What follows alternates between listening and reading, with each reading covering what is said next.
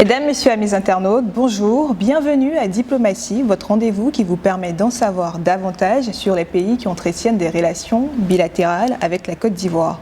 Pour ce numéro, l'ambassadeur de la Palestine en Côte d'Ivoire, M.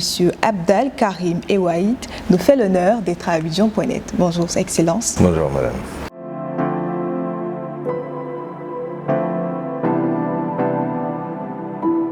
À quand date le début de la coopération entre la Côte d'Ivoire et la Palestine? Les relations diplomatiques entre la Palestine et la Côte d'Ivoire, ça a daté de 1998, ça veut dire il y a 24 ans maintenant. Pendant cette période, la Côte d'Ivoire et la Palestine, ils ont traversé des moments difficiles. Concernant la Côte d'Ivoire, il y avait pas mal des événements qui ont passé, l'instabilité et tout, ça empêche pas la Palestine seulement, mais tous les pays, de se lancer dans la coopération comme il faut. Et pour la Palestine, vous savez, l'occupation israélienne du territoire palestinien, ça nous empêche de faire plein de choses. Mais en tout cas, depuis 2016, ça veut dire il y a déjà 6 ans, on a décidé de ne pas être paralysé par la situation qu'on a à l'intérieur. Et aussi parce que le monde ça change et le monde il n'était pas comme avant. Il faut changer les méthodes, il faut changer la stratégie, de mettre les choses dans le bon sens, donner. Et c'est pour ça qu'on a créé une agence de coopération internationale en Palestine par la décision du président Mahmoud Abbas en 2016. Pour renforcer les liens de coopération avec les différents pays. Ça a commencé.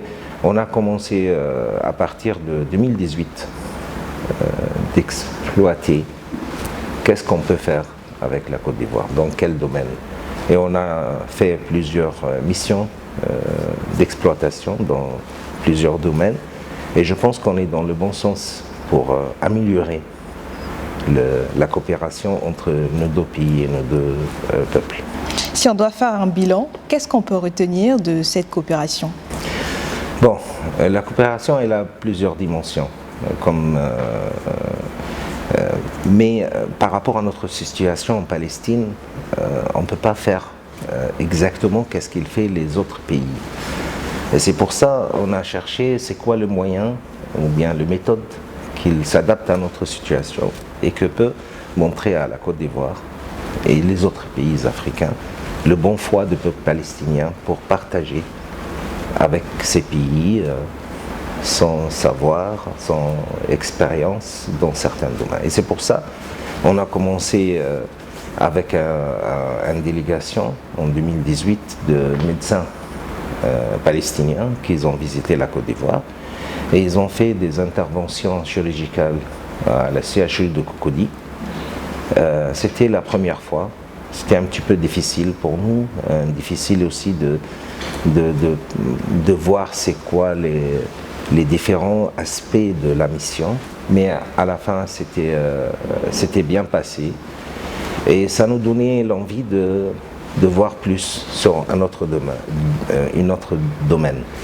Et c'est pour ça, en 2019, on a fait une formation en coopération avec le ministère des Médias sur le radio rural. Et c'était pour à peu près une 50aine de stagiaires qui ont eu des informations sur le sujet de radio, comment on écrit, comment on diffuse et tout ça. Mais ça nous fait encourager d'aller plus dans le chemin. Et c'est pour ça qu'on a bien préparé pour un programme de greffe de cornée. Et ça, c'est le célèbre programme qu'on est fier de le faire ici en Côte d'Ivoire comme le seul pays qui a effectué certains programmes ici en Côte d'Ivoire. C'était pour faire le greffe de cornée pour 20 personnes de différents âges. C'était un grand succès avec la coopération bien sûr de CHU de Trècheville où ils ont fait tout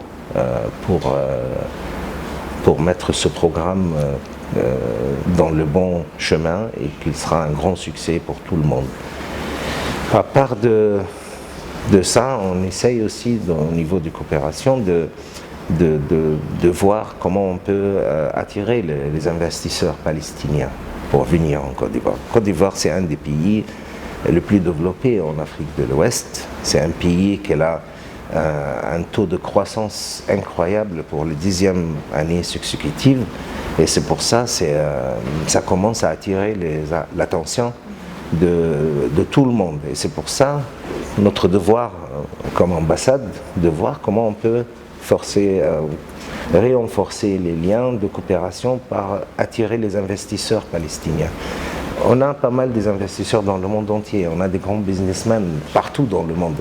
Et c'est pour ça qu'on a invité un groupe de businessmen qui sont basés en Turquie de venir visiter la Côte d'Ivoire. Ils ont venu ici, ils ont fait des rencontres avec la Chambre de commerce, avec même le directeur du bureau du Premier ministre à l'époque. Ils ont rencontré pas mal de businessmen ivoiriens. Ils ont voir sur le terrain comment ça peut marcher. Malheureusement, par rapport à la situation de Covid, les élections qui étaient pris place ici dans les derniers 2 ans, ça a arrêté le mouvement. Mais à la fin, on a réussi aussi au niveau individuel d'attirer un businessman palestinien qui résidait en Arabie Saoudite pour mettre en œuvre un grand projet de 4500 logements à Bingerville et qu'il est en train de faire les études, de faire le plus grand centre commercial de l'Afrique de l'Ouest, à Bingerville aussi. Et il constitue de 40 000 mètres carrés. Ça, c'est un peu sur le sujet de coopération et comment nous, on essaye de renforcer ici, en Côte d'Ivoire. Alors, vous avez énoncé la greffe, la chirurgie, donc le domaine de la santé. Est-ce que cette opération était gratuite? Totalement gratuite. Nous, en Palestine, on a certains moyens. On essaye de l'utiliser dans le bon sens pour montrer le bon foi. Cet événement ou bien cette mission de greffe de cornée, c'était complètement financé par l'État de Palestine et l'ambassade de Palestine. On a couvert toutes les dépenses de voyage pour les médecins, leurs dépenses logistiques ici, leurs hébergements, tous les coûts des opérations, y compris même les fils de chirurgie et tout.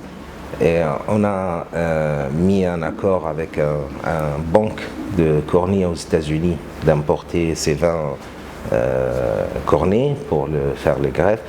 Et c'était complètement de A à Z gratuit. Et vraiment, ça me fait plaisir de dire aussi qu'il y a certains patients qui attendaient plus que 10 ans et 15 ans pour avoir cette genre d'opération. Et j'étais super content de trouver des enfants de 4-5 ans qui ont bénéficié de ça. Ça allait droit au cœur, ça nous fait vraiment plaisir. Et on pense et on travaille de faire une deuxième phase. On essaye de trouver les moyens. C'est un peu difficile pour nous, mais quand même, on ne va pas lâcher. On va continuer dans le même sens. Alors, la Palestine, on le sait, est un pays occupé et en crise avec son voisin Israël depuis des décennies. Comment parvenez-vous à poser de tels actes sociaux envers d'autres pays? Bon, comme vous savez, la Palestine a adhéré aux Nations Unies en 2012 comme un pays observateur non membre des Nations Unies. La Palestine, elle croit qu'elle a un rôle, comme tous les autres pays, un rôle à jouer au niveau de la communauté internationale. Et c'est pour ça la Palestine a montré qu'elle est capable de faire ses devoirs par rapport à des autres pays. Vous savez, avant 2 ou 3 ans, la Palestine allait présider le groupe de 77 plus le Chine. C'est un des plus grands groupes géopolitiques dans le monde. Et tout le monde il a applaudi la présidence de la Palestine pour ce groupe très important dans le monde. Mais la Palestine aussi, elle essaye de faire d'une façon que, malgré on est sous occupation, mais on a un devoir à faire par rapport à les autres. Et c'est pour ça qu'on trouve l'intervention de la Palestine récemment de l'inondation du Pakistan, qu'on a envoyé un groupe d'intervention, un groupe de secours palestinien qui était envoyé avant aussi pendant les tremblements de terre dans certains pays de l'Amérique latine, l'Indonésie, et aussi en même temps on essaye de mettre certaines expériences pour des pays qui ont besoin. Et ça nous donne de confiance en soi, qu'on est capable d'être un membre actif de ce monde.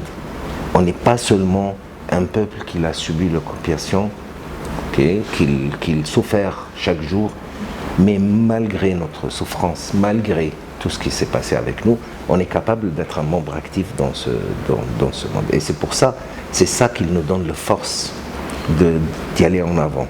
On ne va pas se paralyser, arrêter pour pleurer tout le temps et dire voilà, on est sous occupation, on ne peut faire rien. Non, on peut faire. Et c'est ça qu'est-ce qu'on essaye de faire. En quelques mots, avec Israël, qu'est-ce qui vous divise et qu'est-ce qui pourrait créer une solution entre ces deux pays? Bon, en quelques mots, je ne peux pas, mais en plusieurs mots, je peux. C'est pour ça que je peux dire que la solution, c'est pas qu'est-ce qui nous divise, la solution, qu'Israël respecte les lois internationales. Vous savez qu'Israël occupe l'État de Palestine depuis longtemps.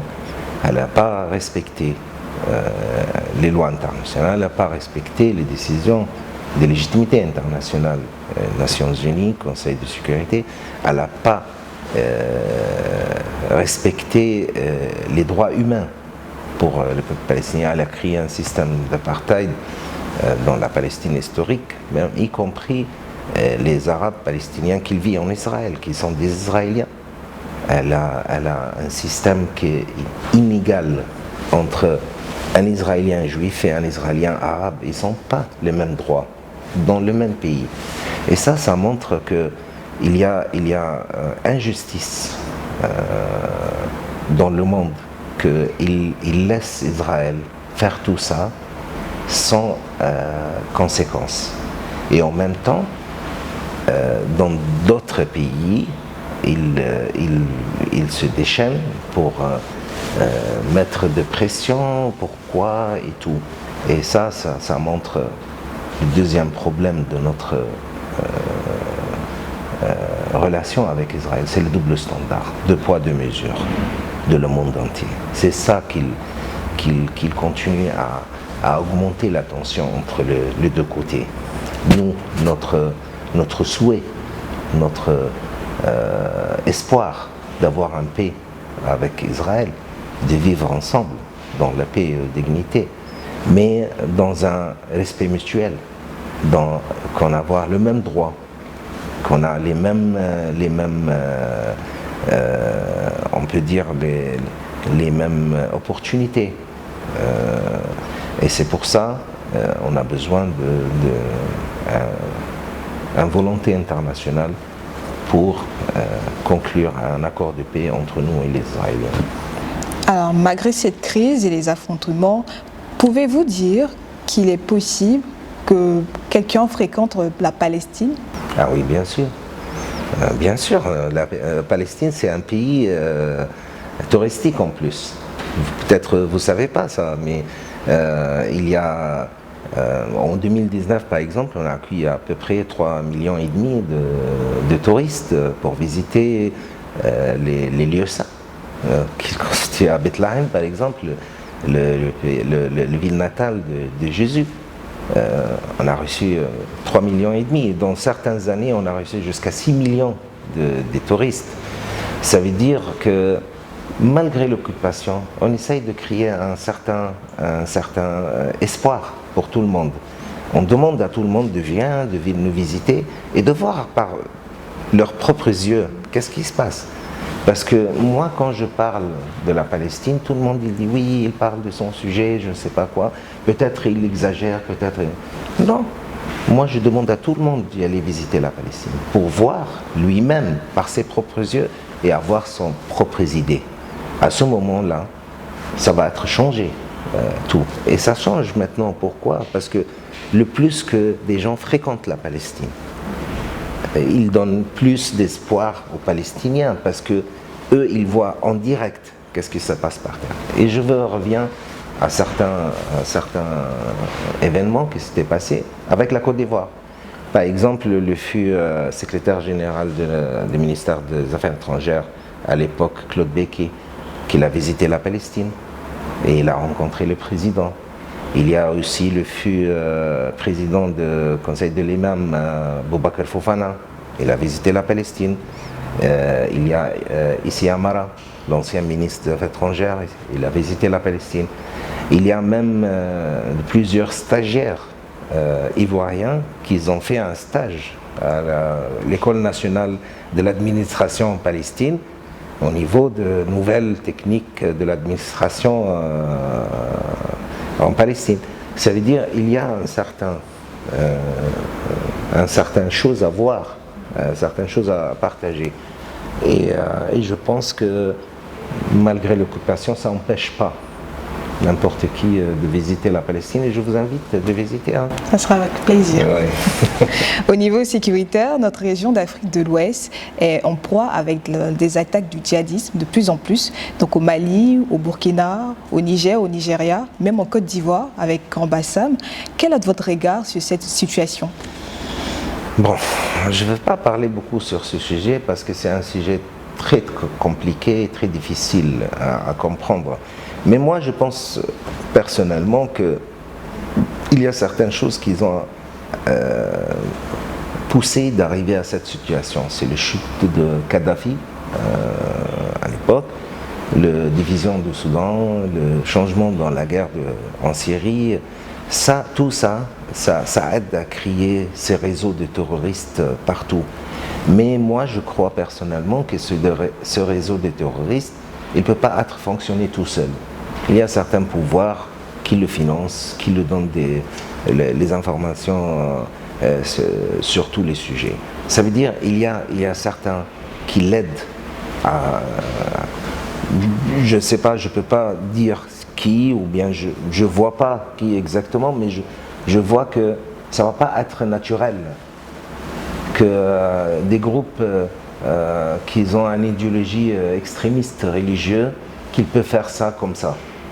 Il y a certaines choses derrière. Mais qu'est-ce qui concerne la Palestine? La Palestine, c'est un membre actif dans la lutte contre le terrorisme.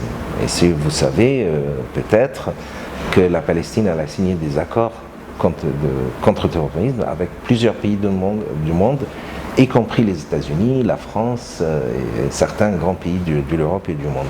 Et ça, pour montrer la volonté de la Palestine de lutter contre ces genres de crimes qui s'est commis par des groupes soi-disant terroristes qui utilisent la religion pour aboutir à un certain but politique. On est contre, on le condamne tout le temps. Et on est un membre actif de la lutte contre le terrorisme. C'est ça qu'est-ce que je peux dire. Quelles sont les priorités des autorités palestiniennes en Côte d'Ivoire? Bon, priorité, on peut dire, la première chose, de renforcer les liens au niveau politique et social et culturel avec la Côte d'Ivoire. Au niveau politique, on travaille toujours pour que la Côte d'Ivoire maintienne sa position neutre, sa position équilibrée dans la situation partout dans le monde. Comme il a dit le fut président Houphouët-Boigny, nous sommes les amis de tout le monde et nous sommes les ennemis de personne. Si je ne me suis pas trompé de truc, mais c'est ça le contexte. Et c'est pour ça que la Côte d'Ivoire elle a pris une position bien équilibrée entre tout le monde. Nous, on essaye de aider, essaye de convaincre le Côte d'Ivoire de continuer dans le même chemin pour cette situation. Moi, je sais très bien que la Côte d'Ivoire, elle respecte le droit international. Et on demande à la Côte d'Ivoire de continuer à